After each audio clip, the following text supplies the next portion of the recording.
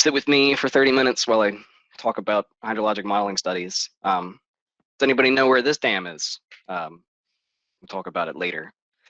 So we're going to talk about some of the items that we typically have to address when performing studies within the Corps of Engineers. We're going to pay particular attention to the way that flood risk management feasibility studies are done within the Corps, but these are still applicable to basically any other study that uses hydrologic modeling.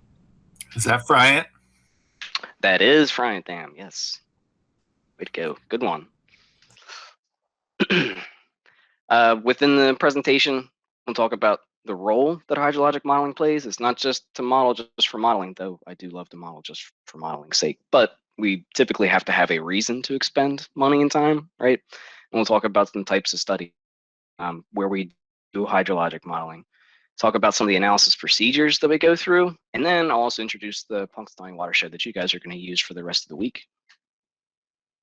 There's a cartoon going through the hydrologic cycle. If you haven't seen this before, I'm sure you have seen this before. We'll start with water that is in the ocean or in rivers or in lakes or in the surface, whatever, is going to be evaporated and transpired through plants. Then it's going to condense in clouds. It's going to travel all throughout the globe, right? And then it's going to fall as either rain.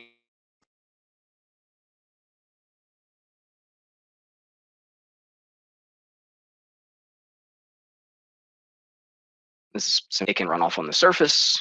It can go a whole bunch of different ways. Groundwater is going to seep into the oceans, rivers, and streams. Anything that's left on the surface is runoff in general. It can go into lakes, rivers, and streams, carried back to the ocean. The whole cycle starts over again. Right? All this stuff is going on at any given time. We break this down within HMS, and pretty much any modeling system or application is going to break this down into a set of steps that can be followed. In a time step, what is precipitation doing? In a time step, what is the land surface? In a time step, precipitation doing?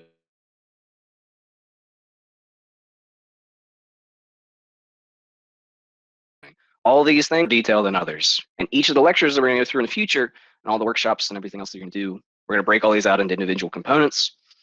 Everything is going to be discussed. First, we'll start with this, then we'll go to that, then we'll go to that, then we'll go to that. Then you put it all back together again in the final project, which is really going to be cool. Combine everything, the discharge from a watershed, which is typically what we want. These types of studies for which we do watershed modeling, planning and designing new flood risk management facilities, dams, levees, stuff like that.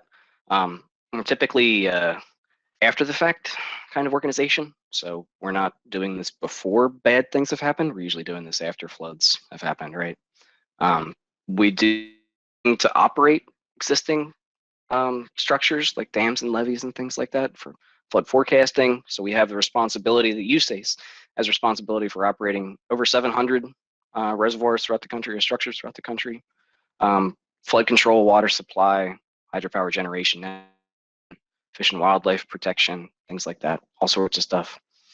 When we're trying to prepare for floods, we do, emergency preparedness activities, emergency response, things like that.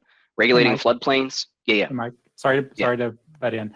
Do you mind checking to see if your VPN is on? Am I lagging? Yeah, a little bit. It pauses every once in a while. I do not have VPN on now. Oh, okay. But I am at home, so sorry about that. Subject to the whims of AT&T. I'm sorry. That is the only choice in my neighborhood. Though I was very happy when I moved from Philly. So I came from the Philadelphia district. Grew up in Pennsylvania, not too far from where we'll be looking for the Punxsutawney River or Mahoning Creek and Punxsutawney Watershed. Comcast was the biggest show in town for sure. That's where Comcast got its start. I am very not have to call Comcast once every 6 months to haggle and bargain on my internet plan anymore. So that's kind of nice. Though it does leave me with slower speeds. Hopefully we're caught up. Are we on USACE studies requiring watershed modeling slide at this point? Yes. Yeah. Okay. All right, let's keep on going then. Go to the next slide. Hopefully we're typical flood risk management feasibility study requirements. When we're doing studies like this, as a taxpayer, I want to know that what you're building out there, anybody, whether it's a state agency, federal agency, whoever, local, township, what you're building, is it going to be cost beneficial? So we need to evaluate the cost effectiveness of proposed alternatives, right? Are you spending my tax dollars most efficiently? That's what we're charged with doing within the Corps of Engineers, right? We need to evaluate how these things work in terms of magnitude, duration, or frequency, right? This is a very simplified diagram to go through this, but we can add complexity down the road. This is basic class. Let's start simple. We're going to devise flow frequency curves, or a flow frequency estimate from HEC-HMS. We're going to start with an exceedance probability and get the corresponding flow, cross over to RAS, and we're going to do our conversion of flow to stage and inundation, right?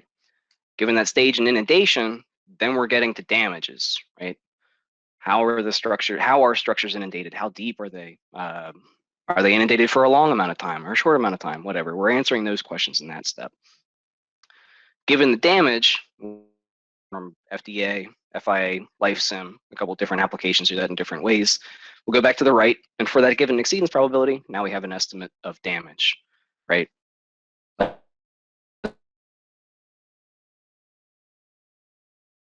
Times we can take the difference between damages and costs, right? And what we do with project conditions, then we can get at a benefit to cost ratio.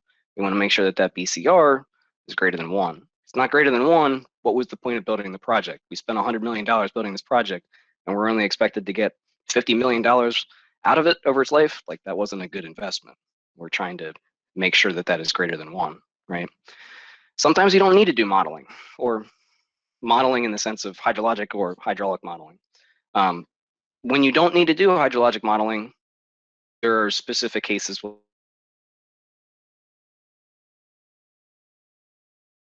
those available.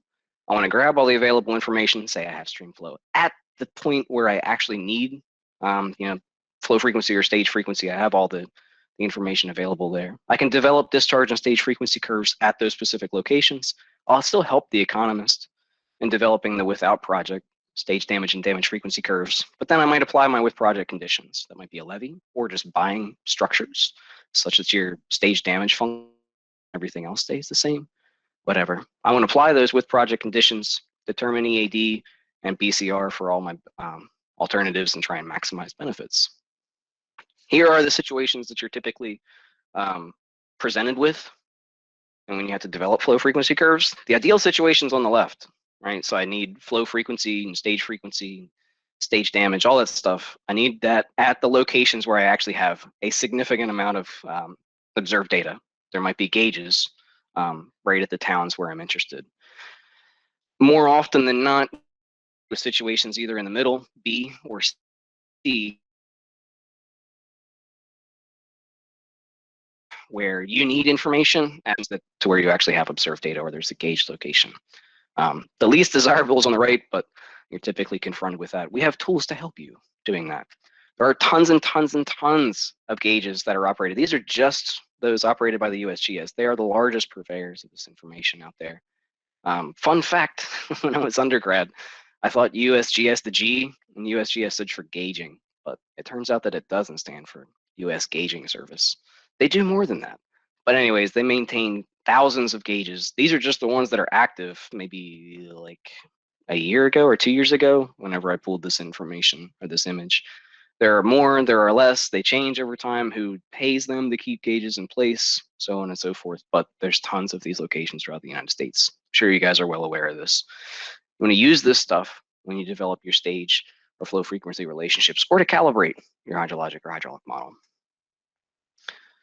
Keeping going with this, again, I don't need to do any model per se in terms of like hydraulic or hydrologic modeling, but I'll take distribution like log Pearson 3, apply Bulletin 17C procedures to fit that analytical distribution to an annual maximum series of stream flow and peaks in this case. I can infer flow frequency from that. Bulletin 17C procedures are kind of the law of the land as it goes right now within the federal government. Unless you have reason, they have a catch-all statement within there. Unless you have reason to use something better. You got to prove that it's better than that, but you can do that.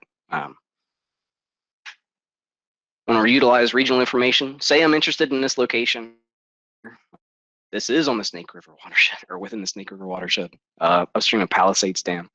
Say I have, I'm looking to build a structure right here to protect a town, something like that. I might have only a short amount of, or a short time span that's covered at that specific location. Well, I want to transfer a whole bunch of information from the surrounding areas for gauges that are similar, right? I want to use and pool regional information. I can do that with statistical means like the maintenance of variance estimation, or I can use even simpler approaches like regional runoff parameters.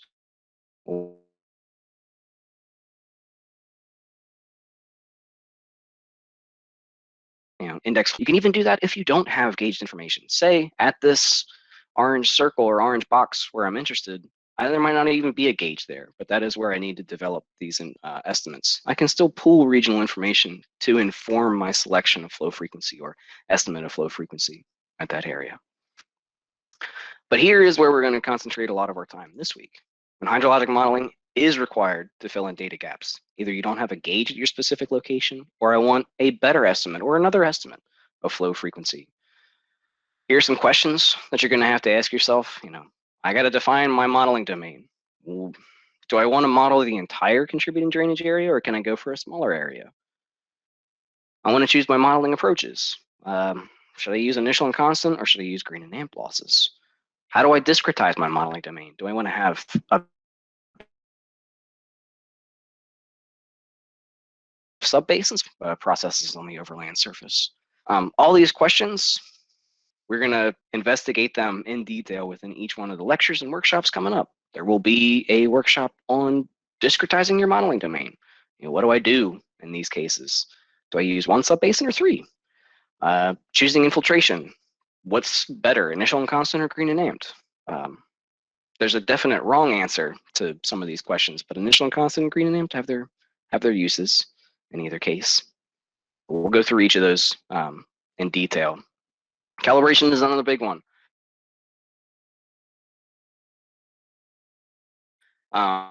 If you don't calibrate the two events, I would leave a comment on your report and probably put that one in red, make it bold, highlight it.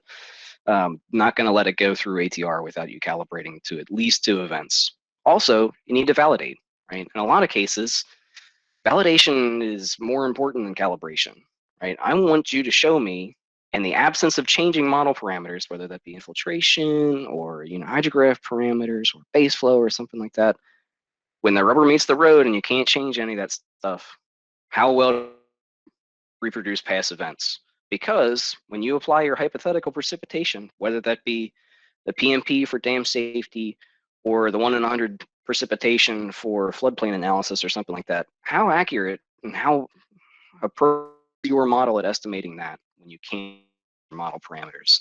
Validation is an extremely important step. After you're done with calibration and validation, you got to develop your without project conditions. And that's a separate bullet because without project conditions can include something that'll happen in the near future. Maybe the state is about to build another project, and that's going to be online before your project comes online. So you need to take that into account. Maybe that'll knock your BCRs down below 1, and then your project isn't justified because the state got there first. You got to develop those without project conditions independently. Given that, you want to develop your hypothetical precipitation storms and apply them to develop your flow frequency estimates where you need. Develop your with project conditions. Do the same thing with precip frequency. You want to help the economist, again, develop stage frequency for all your alternatives, or your hydraulic guy, whoever is working with you. Typically, in the Philly district, we used to do that all ourselves. So I know that there are separate sections in different districts and divisions where there's a hydrology and a hydraulics section. We were all in one, so we did that all ourselves. We carried it the whole way through, but so be it. Help the economists in the end determine EAD and BCR for all your alternatives. And again, take the difference between the two, you get benefits, right? Or damages and with and without project. When you're developing your model, you're going to pull a whole bunch of different information together. Here's a couple of examples: elevations, land uses, soil types. They're all used for different processes, right? For instance, elevations are going to allow me to delineate my watershed, right? Does water go this way or does it go that way? If it goes that way, then it goes into my watershed. If it goes that way, then I don't care about it particularly. You can use, hydrograph transform regression equations, like the ones that I showed here. And I think we're actually going to make use of those later on in some of the workshops as well. So you'll see them again in the future. You're definitely going to use these relationships for deficit and constant, things like that from, say, Rawls, Brackenseek, and Miller for estimates of constant loss rate or saturated hydraulic conductivity for a given soil type. You'll definitely use those in some of the lectures and workshops for losses. So you'll see these guys again. Then come to calibration. I think Tommy has a better graphic than this one, but we'll just keep with this one. Notice how it's looped. It's an iterative procedure, right? You start, and you might get to a point where you're like, oh, I need to go back and I need to try this again. If you only take one shot through here and you say, all right, am I good? Yeah, that doesn't happen. Try again. You can always make things better. For your final project, we're going to put down some guidelines and rules and grading rubric that be kind of clear. You use statistical metrics to compare how good results are, and for certain national efficiencies, percent bias, so on and so forth. So, does anybody know out there? Go ahead and unmic or unmute, talking your mic. What's wrong with this? Is this appropriate to estimate flow frequency? What would happen if I use this model to estimate flow frequency? I want to hear your voice. Tell me. Overestimation. I'm sorry, say that one more time. Overestimation. Overestimation. Yeah, so runoff is flows. overestimated. What's wrong with this? What would I do to make this better?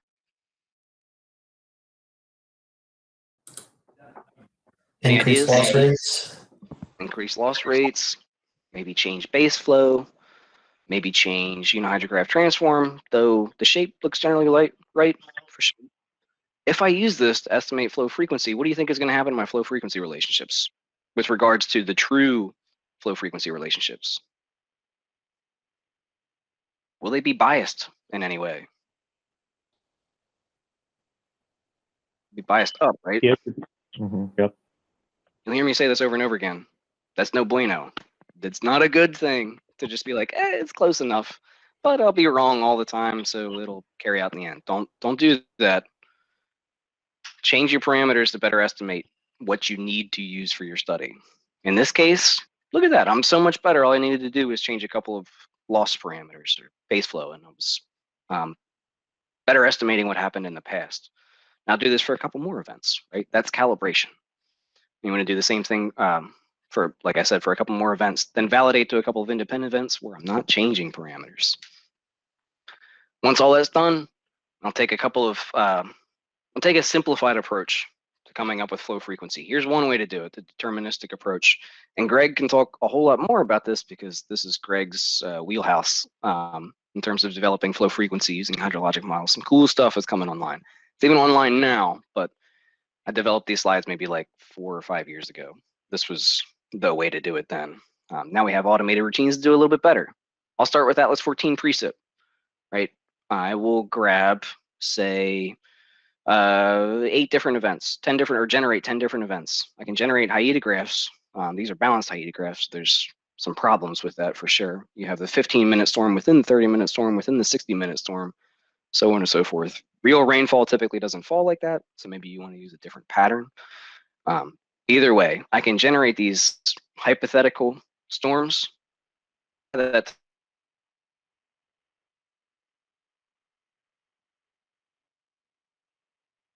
my model, but in this case, I'll grab those peaks, and now I can estimate flow frequency. HMS can automatically do a bunch of this stuff for you. Specifically, the depth area analysis is going to adjust your storm area to give you better estimates of the hyedographs to use, and it'll automatically extract the information for you and present it to you in a usable way. There's some really cool stuff coming online right now within HMS, or has been online. The hypothetical storm does a much better job than this. This is the frequency storm approach, the frequency storm MET model. Definitely take a look at the hypothetical storm if you haven't. Cool stuff coming in here. Another way to do this, instead of doing, say, 8 different deterministic frequency-based simulations, maybe I just want to simulate 60 years of precipitation with an HMS. I can totally do that. Take my 60 years of precip, put it into HMS, and I can develop 60 years of runoff, right? Let me just extract the annual maximum flows, and now I can use Bulletin 17C procedures again, or fit another analytical distribution to that information to estimate flow frequency. So here's my estimate of flow frequency, and I started with simulating 60 years of precipitation. No hypothetical precipitation was applied in this case, so this gives me flow frequency at that location. Some typical modeling outputs that we're going to go after when we're doing hypothetical or when we're doing hydrologic modeling. Again, we talked over and over and over about this, but flow frequency curves, that's usually the meat. That's what we want for both without and with project conditions, right? Because I need to get the difference between the two to give me benefits. Maybe we want hydrographs for environmental analysis, like how long is flow above 1,000 CFS or something like that? How deep is water going to be in this specific location? How long will it be over 2 feet deep? Because that might kill my crops, something like that. But I also might need inflows to a project of consideration or project of interest, because I might need to regulate based upon inflow and not just pool elevation. But outflows are also important. Pool elevations are important. Inflows are important. The whole gamut is important for dam safety. Forecasted flows and pool elevations. So sometimes you got to flip the dime over and be like, well, now I'm not interested in taking 6 months to answer this question. Now I only have 15 minutes, right? So that's forecasting in a nutshell. Got to do it quick. How accurate can I be in